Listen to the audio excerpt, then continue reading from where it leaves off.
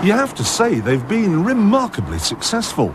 Geneva's very nearly as clogged up these days as Tokyo. Our governments do everything to hamper private transportation. What happens? Cars are running around 1 kilometers, 2 kilometers, just to find a parking lot. And they say they do it for the sake of the environment and the clean air. Now, in my opinion, if a car is parked, you've got clean air. And a car looking for a parking space, that's the most idiotic use of a car you can possibly have.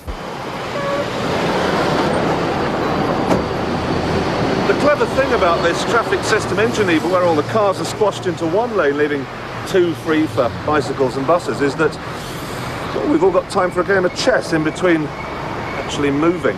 Anyone brought a set? Got any cards or anything?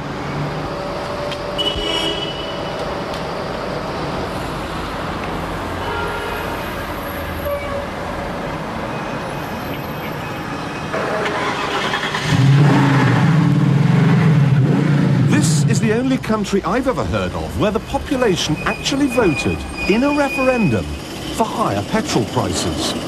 Yeah, go ahead and make it 15 quid a gallon. We sold a lot of chocolate last week.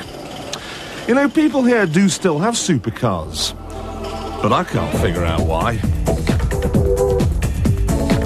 You're on a mission to open my heart. Switzerland's not really an anti-car country. We just have some rules that I think make a lot of sense, that in pedestrian areas where there are children you can only drive very slowly.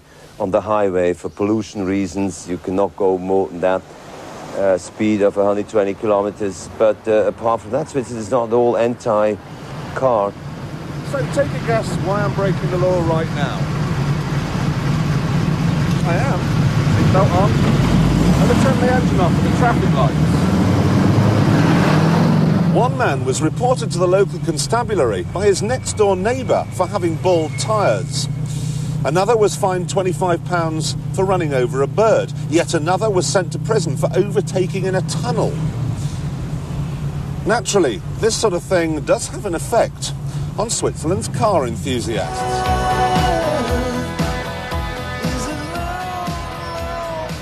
Hitler once said that once his armies had conquered Europe, he would use the Berlin Fire Brigade to take Switzerland. But of course he couldn't. You're not allowed to take Switzerland with a fire brigade. And anyway, you'd have a job. Every single man aged between 20 and 42 must serve at least 2 weeks of the year in the army. You sometimes get the impression here that the forces take precedence over everything. In Britain, we have level crossings for trains.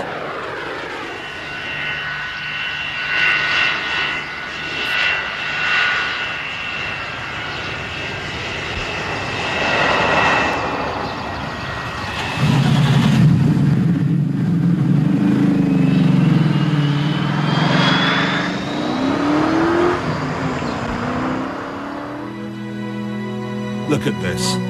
A perfect summer's day, top down, spectacular scenery, and a sports car to match. But sadly, you can't buy this car here. Its engine falls foul of just about every piece of legislation in Switzerland's sizable book.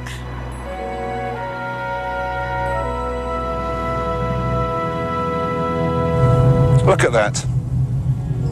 No catalytic converters, 4-star petrol. It's fine.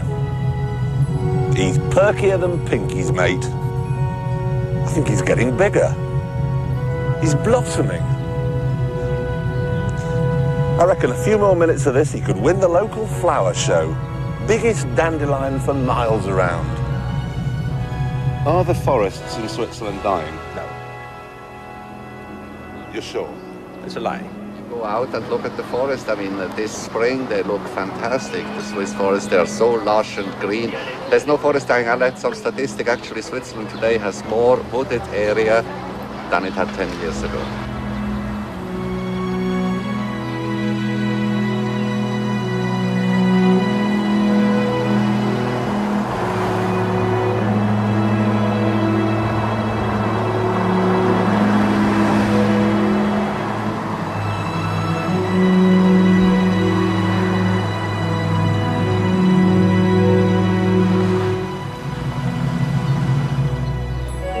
As a car enthusiast, I don't like what is happening in Switzerland, but I do understand what they're up to.